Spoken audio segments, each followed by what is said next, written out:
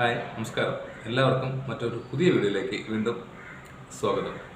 ഇന്നത്തെ വീഡിയോയിൽ നിങ്ങൾക്ക് എല്ലാവർക്കും ഈ ഒരു മഴ സീസണിൽ ഉപയോഗപ്പെടുന്ന വീഡിയോ ആണ് കാണിച്ചു തരാൻ പോകുന്നത്. വേനൽക്കാലത്തെ അപേക്ഷിച്ച് മഴക്കാലത്ത് ഒരുപാട് കാര്യങ്ങൾ നമ്മളെ ബുദ്ധിമുട്ടിക്കാറുണ്ട്. അതിൽ ഇമ്പോർട്ടൻ്റ് ആയ ഒരു കാര്യമാണ്, ഓൾമോസ്റ്റ് എല്ലാ ആളുകൾക്കും ഈ ഒരു ബുദ്ധിമുട്ട് ഉണ്ടായിട്ടുണ്ടാവും. അതെങ്ങനെ പരിഹരിക്കാന്നുള്ള വീഡിയോ ആണ്. അപ്പോൾ വീഡിയോ മാക്സിമം മുഴുവനായിട്ട് കാണാൻ ശ്രമിക്കുക. ഇഷ്ടമാകുകയാണെങ്കിൽ ഒന്ന് ലൈക്ക് ചെയ്യുക, ഷെയർ ചെയ്യുക, സബ്സ്ക്രൈബ് ചെയ്യുക. അപ്പോൾ എന്തൊക്കെയാണ് ഇന്നത്തെ വെറൈറ്റി ടിപ്സ് എന്ന് നോക്കാം. നേരിട്ട് വീഡിയോയിലോട്ട് കിടക്കാം. ആദ്യം കാണിക്കുന്ന ടിപ്പ് എന്താണെന്ന് വെച്ച് കഴിഞ്ഞാൽ, അപ്പോൾ നമ്മൾ ഏറ്റവും കൂടുതൽ ഉപയോഗിക്കുന്ന ഒരു സാധനമാണ് അരി. നമ്മൾ വേനൽക്കാലത്ത് അരി ഉപയോഗിക്കുന്നതിനേക്കാളും കുറേ പ്രശ്നങ്ങൾ മഴയുള്ള സമയത്ത് അതല്ലെങ്കിൽ തണുപ്പ് കാലങ്ങൾ ഉണ്ടാവാറുണ്ട്. അതിൽ ഇമ്പോർട്ടൻ്റ് ആയ ഒരു കാര്യമാണ് ഇതുപോലുള്ള ചെറിയ ചെറിയ പ്രാണികൾ പെട്ടെന്ന് അരിയിലോട്ട് വരിക. അതിപ്പോൾ എത്ര ക്വാളിറ്റി ഉള്ള അരി വാങ്ങിയാലും നമുക്കത് കുറച്ച് ദിവസം വീട്ടിൽ വെക്കുകയാണെങ്കിൽ അത് ഉണ്ടാവാറുണ്ട്.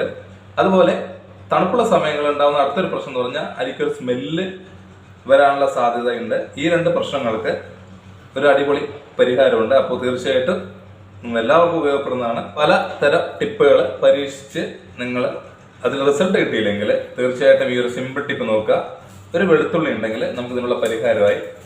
വെളുത്തുള്ളിയുടെ തോല് നമ്മൾ ഇതിലോട്ട് ഇട്ട് വെക്കുകയാണെങ്കിൽ അരിയിലുണ്ടാവുന്ന പൂപ്പല്ല് മണം നമുക്ക് പെട്ടെന്ന് ഇല്ലാതാക്കാൻ പറ്റും. അപ്പോൾ നിങ്ങൾ എത്ര വലിയ പാത്രത്തിൽ അരി ഇട്ട് വെക്കുകയാണെങ്കിലും ഇതുപോലെ ഒരു വെളുത്തുള്ളിയുടെ തോല് നമ്മൾ അരി പാത്രത്തിലോട്ട് ഇട്ട് വെക്കുക. സ്മെല്ല് പോലും വരില്ല. നമ്മൾ ജസ്റ്റ് ഇതുപോലെ ഒന്ന് വെക്കുക. മുഴുവനായിട്ട് വെക്കണമെന്നില്ല, 1-2 അല്ലി ഇട്ടാലും മതി. ഇതുപോലെ വെച്ച് കഴിഞ്ഞാൽ വളരെ പെട്ടെന്ന് തന്നെ ഇതിലെ പ്രാണികൾ പുറത്തു പോകുന്നതാണ്. തീർച്ചയായിട്ടും നിങ്ങൾ ഈ ഒരു സിമ്പിൾ ആയിട്ട് ടിപ്പ് ചെയ്ത് നോക്കുക. എല്ലാവരുടെ വീട്ടിലും ഉള്ള ഒരു സാധനം തന്നെയാണ്. ഇനി അടുത്തൊരു സിമ്പിൾ ടിപ്പാണ്. ഇതും തണുപ്പ് കാലത്താണ് ഏറ്റവും കൂടുതൽ ബുദ്ധിമുട്ടുണ്ടാക്കുന്നത്. നമുക്ക് ബ്രേക്ക്ഫാസ്റ്റിനെല്ലാം വാങ്ങി വയ്ക്കുന്ന പൊടികൾ, അതായത് ഗോതമ്പ് മാവാവാം, അരിപ്പൊടി, റവ തുടങ്ങിയ സാധനങ്ങൾ നമ്മൾ എത്രയൊക്കെ നല്ല ബോട്ടിലിൽ എയർ ടൈറ്റനിങ് ആയിട്ട് അടച്ചു വെച്ചാലും പെട്ടെന്ന് തന്നെ ഒരു ബാഡ് സ്മെല്ല് ഉണ്ടാവും.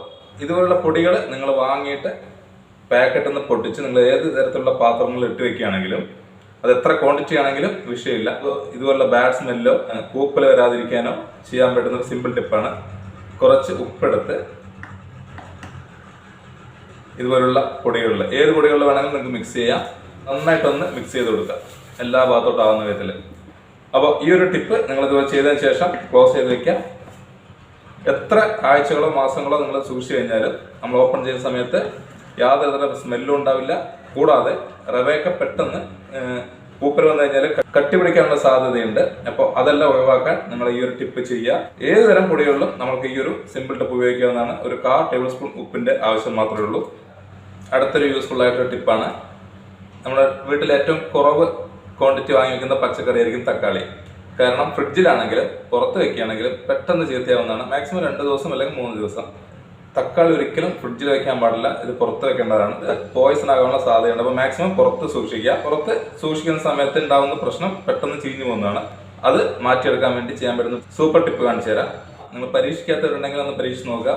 അപ്പോൾ ഇത് വെളിച്ചെണ്ണയാണ്, പാരച്ചൂട്ടിൻ്റെ വെളിച്ചെണ്ണയാണ്. ഇത് വേണമെന്നില്ല കേട്ടോ, ഞാനത് സൗകര്യത്തിന് വേണ്ടി ഇത് എടുത്തുന്നേ ഉള്ളൂ. കുറച്ച് വെളിച്ചെണ്ണ ഇതുപോലെ കയ്യിലാക്കിയതിന് ശേഷം തക്കാളിയുടെ ഈ കാമ്പിൻ്റെ ഭാഗത്ത് ഇതുപോലെ ഒന്ന് പുരട്ടി കൊടുത്തു കഴിഞ്ഞിട്ട് നിങ്ങൾക്ക് പുറത്ത് വെക്കുകയാണെങ്കിൽ നമ്മൾ സാധാ തക്കാളി എത്ര ദിവസം ഉപയോഗിക്കാൻ പറ്റും അതിൻ്റെ ഇരട്ടിയോ അതിൽ കൂടുതൽ ദിവസങ്ങളോ നമുക്ക് ചീത്തയാവാതെ തക്കാളി സൂക്ഷിക്കാൻ പറ്റും. മുഴുവനായിട്ട് തേച്ച് കൊടുക്കണമെന്നില്ല, വേണമെങ്കിൽ നിങ്ങൾ ചെയ്യാവുന്നതാണ്. പക്ഷെ കാമ്പിലാണ് നമ്മൾ മെയിനായിട്ട് ചെയ്യേണ്ടത്. ഇതുപോലെ ചെയ്ത് നിങ്ങൾ പുറത്ത് എവിടെയെങ്കിലും വെക്കുക.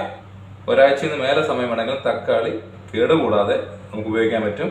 ചീത്തയായി കഴിഞ്ഞാൽ തക്കാളി ടേസ്റ്റ് നല്ല രീതിയിൽ വ്യത്യാസം വരുന്നതാണ്. പിന്നെ ഏറ്റവും കൂടുതൽ ഫംഗൽ ബാധ ഉണ്ടാകുന്ന ഒരു പച്ചക്കറിയും തക്കാളിയാണ്. അപ്പോൾ മാക്സിമം ചീത്തയായിട്ടുണ്ടെങ്കിൽ അത് ഉപയോഗിക്കാതിരിക്കുക. ഇനി അടുത്ത വളരെ വളരെ യൂസ്ഫുള്ളായ ഒരു ടിപ്പാണ് പറഞ്ഞുതരാൻ പോകുന്നത്. കാരണം നമ്മുടെ അടുക്കളയിൽ ഏറ്റവും കൂടുതൽ ഇമ്പോർട്ടൻ്റ് ആയ ഒരു ഐറ്റമാണ് കുക്കർ. കാരണം ഏറ്റവും യൂസ്ഫുള്ളും അതുപോലെ തന്നെ നമ്മുടെ കുക്കിങ്ങിൻ്റെ സമയത്ത് ഒരുപാട് സമയം ലാഭിക്കുന്നതുമായ ഒരു ഐറ്റമാണ് കുക്കർ. അപ്പോൾ ഓൾമോസ്റ്റ് എല്ലാവരും കുക്കർ ഉപയോഗിക്കുന്നവരാണ്.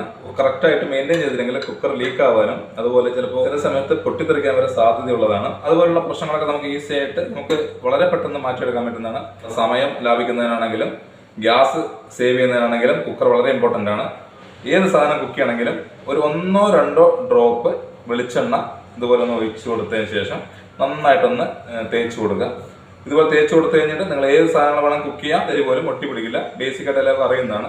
കുക്കറിൻ്റെ ഈ ഒരു ഭാഗത്ത് മാത്രം ചെയ്താൽ പോരാ, നമ്മുടെ കുക്കറിൻ്റെ അടപ്പിൻ്റെ ഈ ഒരു അടിഭാഗത്തും ഇതുപോലെ ഒരു നുള്ളു വെളിച്ചെണ്ണ എടുത്ത് നന്നായി നിന്ന് തടവി കൊടുക്കുക. ഇങ്ങനെ വെച്ചതിന് ശേഷം നിങ്ങൾ എന്ത് സാധനം കുക്ക് ചെയ്താലും ഒരു തുള്ളി പോലും തിളച്ച് പുറത്തോട്ട് പോവില്ല. കുക്കറിലുണ്ടാവുന്ന അടുത്തൊരു ഇമ്പോർട്ടൻ്റ് പ്രശ്നമാണ് ഇതിൻ്റെ ഗ്യാസ്കറ്റ്. അതായത് ചിലപ്പോൾ വാഷർ എന്ന് പറയും, ഇതിൻ്റെ ഒരു ഗ്യാസ്കറ്റ് ലൂസാവുക എന്നുള്ളത്. നമ്മളിത് കുറേ വർഷങ്ങൾ ഉപയോഗിക്കുന്ന സമയത്ത് ചൂട് കൊണ്ട് ഈ റബ്ബർ നല്ല രീതിയിൽ സോഫ്റ്റ് ആവാനുള്ള സാധ്യതയുണ്ട്. അപ്പോൾ ഇതുപോലുള്ള സാഹചര്യങ്ങളിൽ നമുക്ക് നല്ല രീതിയിൽ തിളച്ച് പുറത്തോട്ട് വരും. അതുപോലെ തന്നെ പെട്ടെന്ന് വെന്ത് കിട്ടുന്നത് ഒരുപാട് സമയമെടുക്കും.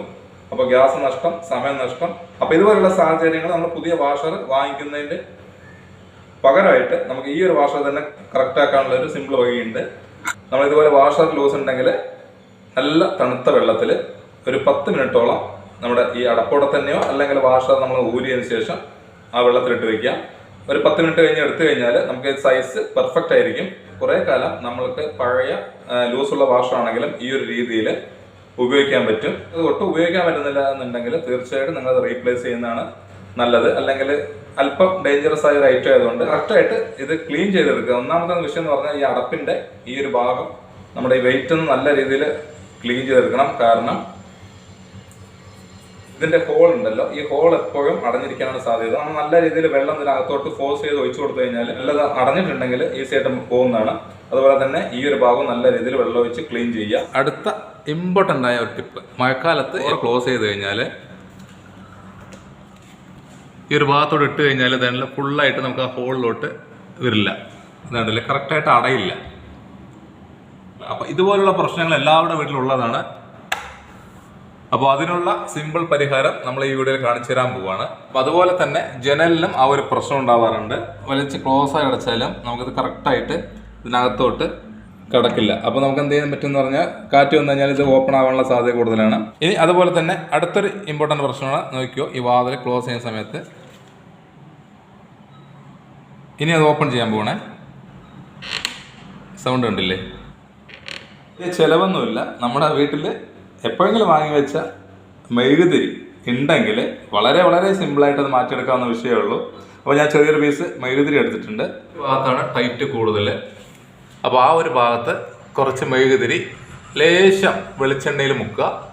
അതിനുശേഷം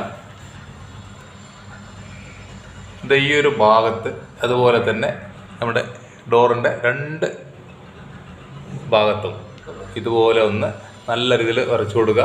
വെറും മെഴുകുതിരി മാത്രം ഉരച്ചാലും കുഴപ്പമില്ല, പക്ഷേ ലേശം വെളിച്ചെണ്ണയും കൂടി മുക്കുകയാണെങ്കിൽ വളരെ പെട്ടെന്ന് തന്നെ നമുക്ക് ആ ഒരു പ്രശ്നം മാറുന്നതാണ്.